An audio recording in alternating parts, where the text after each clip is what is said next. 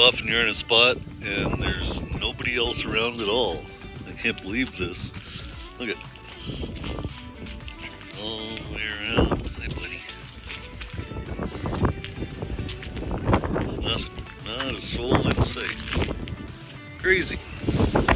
Anyhow, if you can hear, it's windy as crazy the last couple days. So hopefully tomorrow or the next day or whatever, I'll get to Salvation Mountain on the other side of Salton Sea, Slab City, and hopefully get to Borrego Springs again to see the sculptures over there if you guys didn't see it last year. Anyhow, yeah, still here at Borrego Springs. Or not really Borrego Springs, it's kind of, yeah, it's Borrego State Park-ish, I guess, is what it's called. Anyhow, yeah, we'll see you in a bit. Well, it was all fun and games, and then this happened. Hey guys, how's it going? Well, it's story time, I guess. At this cottage, I injured myself again. I've had back problems for a long time, and I've had sciatica, but I've never had sciatica like this. I was at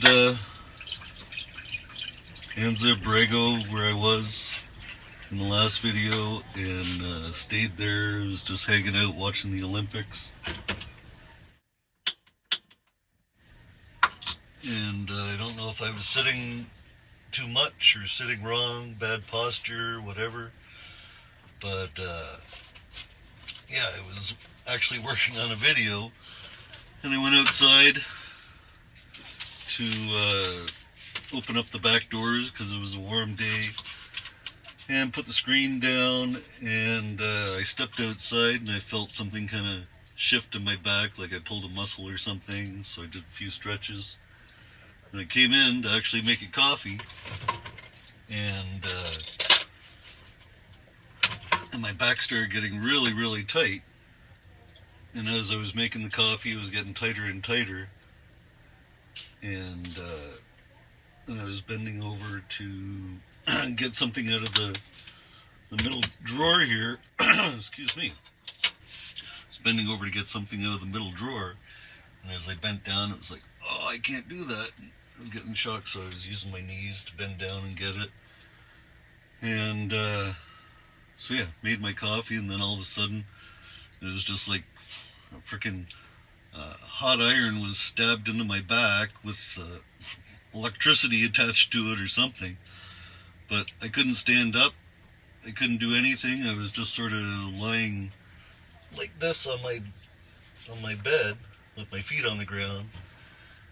And I couldn't stand up, I couldn't walk, I couldn't do anything. And so I got up into bed and lied down, and as long as I was lying down, the pain wasn't there. But if I tried to stand up, I couldn't do anything. I didn't feed Doozer that day. I didn't feed myself, actually. I didn't eat for...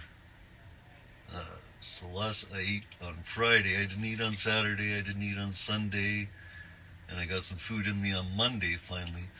But I couldn't get out of bed. I had to like pee in a bottle, and even when I did get up to, obviously I had to let Doozer out. So it took me like half an hour to get from the bed to the sliding door, just sort of using my hands and arms to move across. And man, that was a pretty stressful experience for sure. So yeah, I was a little bit concerned, being out in the middle of the desert, middle of nowhere, and what do I do? Do I call an ambulance? And then I'm thinking, well, I got Doozer, what do I do with Doozer? And do I just leave the van locked up in the middle of the desert somewhere? And how long am I going to be in the hospital for? And just everything was running through my brain, and the cost of it, obviously. And so yeah, I waited it out for the 3 days. I basically lied in bed for 3 days. Had to sleep every night with the back doors open because I opened up the back doors. I definitely couldn't walk outside. So yeah, thank goodness it was warm at night, and yeah, slept those 3 nights with the doors open, and then there was a wind warning, and so I was finally able to get up on the third day, and I was actually using my camera tripod as a crutch for me to get out there, and it worked pretty well. So I was able to get out on the third day and close the doors and such. And thankfully I was able to get out there. There's 55-mile-an-hour winds. Check out this windstorm that I got from the back of my van while I was lying down. It was freaking crazy. The van was getting sandblasted and rocked all over the place. But I was still lying down all day, taking acetaminophen, and thank God I had some like A535 heat stuff for my back. So yeah, didn't eat for 3 days, but that's alright because I was getting fat anyway. Been eating crap lately. So yeah, that was brutal, thinking, being stressed out of what to do and having the dog, and I couldn't even get in my driver's seat to drive, let alone all the stuff that I have to move before I can get on the road. I have to move like Doozer's heavy dog food, and all my food, and the cooler has to be moved, and all that stuff. And I was just panicking, being like, how am I going to do this? How am I going to get out of here? So that was definitely one of the scarier / stressful experiences I've had in van life, for sure.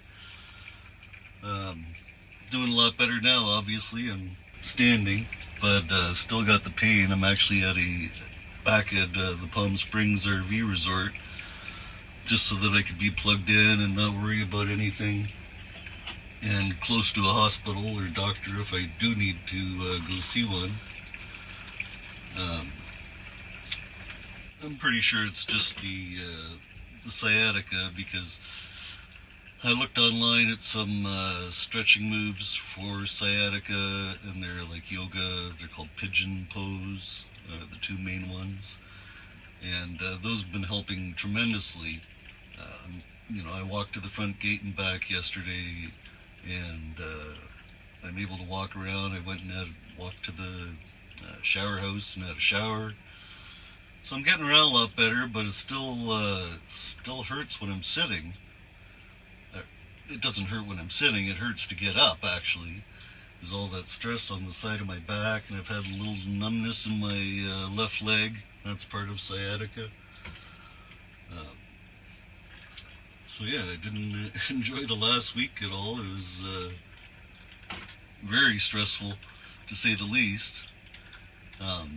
So I got, I think, 4 or 5 days here. I'm trying to extend it because I'd rather be in full health before I leave here and know that I'm good to go, because I don't want to screw myself up anymore, obviously.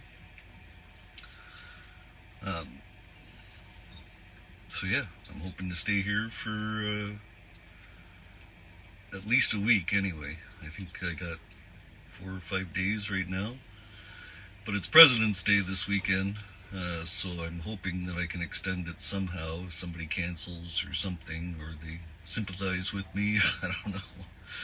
I'm just hoping I get to stay, because I gotta get better before I move on. This is ridiculous. And another thing, thank goodness my elbow healed quickly, because I more or less had to use both my arms to move myself side to side when I was having to let Doozer out on the first and second day. It was crazy. Even just giving him water and stuff like that. I had bottled water at the time, so I was more or less just standing up, dumping it into his water bowl from this height. That's all I could do. I couldn't bend over. It was freaking nuts. So I think I'm going to be heading up the West Coast anyway. I'm going to end up in BC and see my daughter and her husband. It's actually their first year anniversary coming up. So happy anniversary, Kate and Carson.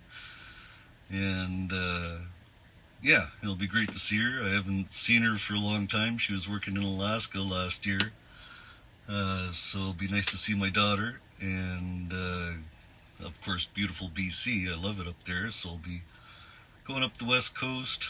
Hopefully I'll be hitting like Yellowstone and stuff like that on the way up, as long as I'm feeling okay and up to it.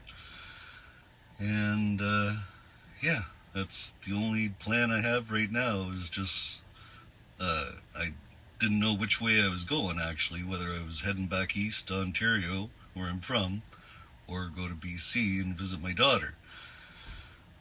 So yeah, she's going to be home, so I might as well go visit her first, and then travel across Canada back to Ontario for part of the summer, and then I'll be probably back in BC for late summer. And yeah, that's it. Those are my plans. Yeah, so in case there isn't another video next week, you'll know that I'm still healing or still here doing nothing, because there's really nothing to film while I'm here at an RV park.